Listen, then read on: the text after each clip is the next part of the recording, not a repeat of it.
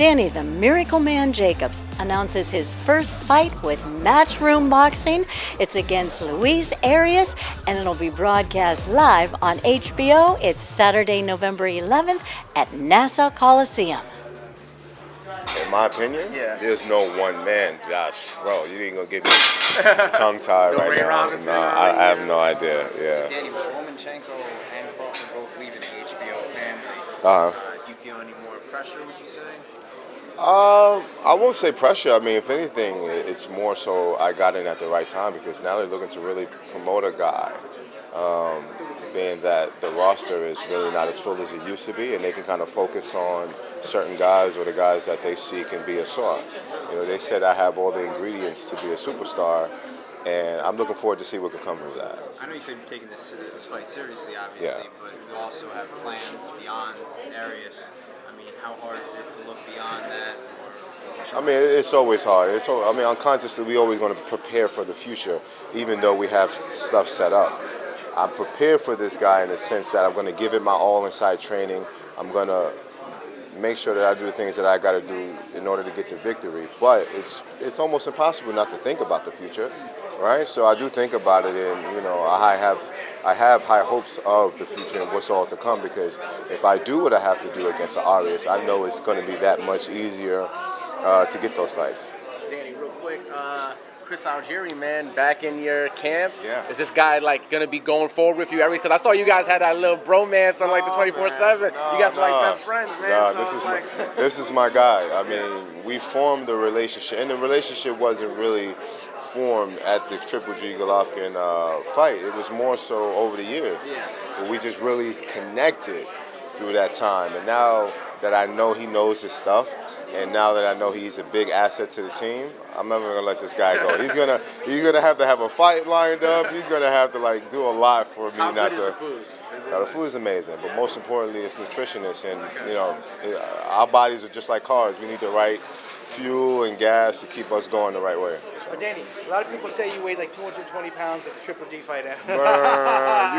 I think a lot of people just want to believe something other than it was my skills, it was my will, my determination, and my ability to neutralize him to a jab that was able to do it, not the weight. Because if anything, the weight hurts me more.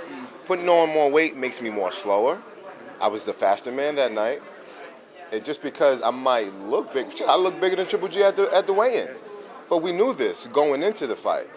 And never once did anyone highlight Triple G sparring heavyweights in the past, Triple G, you know, stopping guys that are light heavyweights. None of that was mentioned because now he's faced with a guy who they think is this, and now it's a problem. But they was just bragging about it, you know, a couple fights before. So my weight is no issue. It's never been an issue. I'm just a true middleweight. And I've seen you between fights, and most maybe, what do you go up to? Maybe 180, 175, 180 the most. Yeah, always, but always slim and in shape. I don't come into a fight 180. I will be sloppy, I will be slow, and I wouldn't be clicking. My like, you know, a guy get in the zone and he starts to do certain special, like that wouldn't click. During the Triple G fight, I kind of noticed that. During maybe the 5th, 6th round, you started touching him, you started getting that confidence up.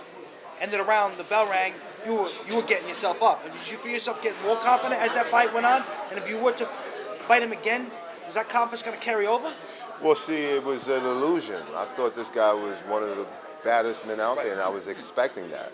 But when I was able to neutralize a lot of things, obviously my confidence was building.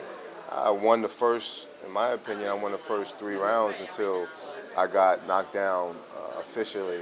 And your legs in the got 4th caught or round. something, right? Yeah, it was slip. I mean, but you can't say it wasn't a knockdown, right? Even though I didn't get hurt, and everyone knows that. But going on into the fight, I was expecting them to come on strong on the 7th and 8th round because in the press conference, this guy said that they were going to stop me in the 7th and 8th. So, you know, I'm taking my time. All right, my brother. God bless. I'll see you soon. All right, brother. So, taking my time, really waiting for this guy to show me something in the 7th and 8th round because what he's showing me isn't what I'm used to seeing. So, in the next fight, if it was to happen, I definitely think I'll start, you know, being a lot more aggressive, faster. And plus, you never know what these judges are judging anyway, so aggression is always the key. What do you think about the GGG Canelo fight? Oh, that decision? yeah, the decision was lopsided and it was unfair. I don't think it was a draw, but that's just my opinion. Yeah. Of course, yours could have been a draw easily. That's what I've said. I mean, I think if you consider that a draw, then Performance. yeah. How did you deal with that loss afterwards? I just think that boxing is sometimes full of politics, and you never really know until you're in the middle of it.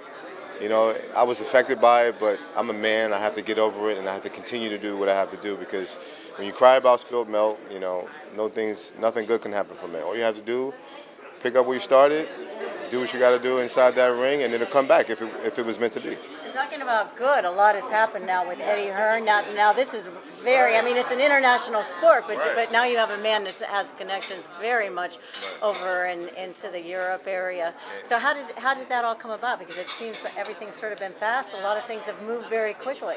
I think everything just made sense. I've been a big fan of Eddie for a long time, and seeing how he moved Anthony Joshua in his career, I was impressed, and I had an opportunity to talk to him, and HBO showed a lot of interest, and it just made perfect sense to combine everybody. Well, speaking about promotional contracts, a lot of times managers will sway fighters away from signing them because over the course of those contracts, promoters are getting a big cut, and they're taking a lot out of your pocket, and it's to the detriment of a fighter. Right. So I would assume in this case, you got a very generous contract and get something that you deserve from your promoter, not something that you got to worry about in 3-4 fights. He's taking 40-50% out of your paycheck.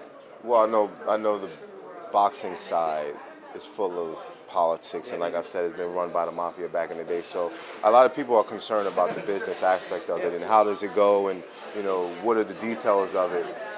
But without giving too much detail, I can say that I am very content and happy, and this gives me security and comfort to know that I'm not being taken advantage of. No fighter should go inside the ring and fight his heart out and not make as much as he can make. This is our living, so I just want to let everyone know I'm okay. I'm doing great. This deal is perfect. Without getting into details, because I don't ask people how much money you make, and I don't. You know what I'm saying? Like, right? Just want to make sure that the deal is... 100%. This is a game changer. And for young fighters that come up, is that why it's beneficial to have a strong management team and an advisor to kind of go over these kind of things to make sure that you know what you need? You need someone that cares about you, that's knowledgeable of business. And that's what I had in my best friend, Keith Connolly.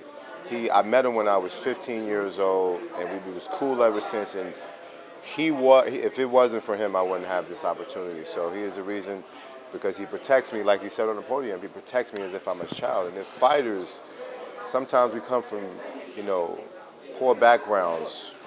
Education is not at an all-time high, right? But we're talented and we're good.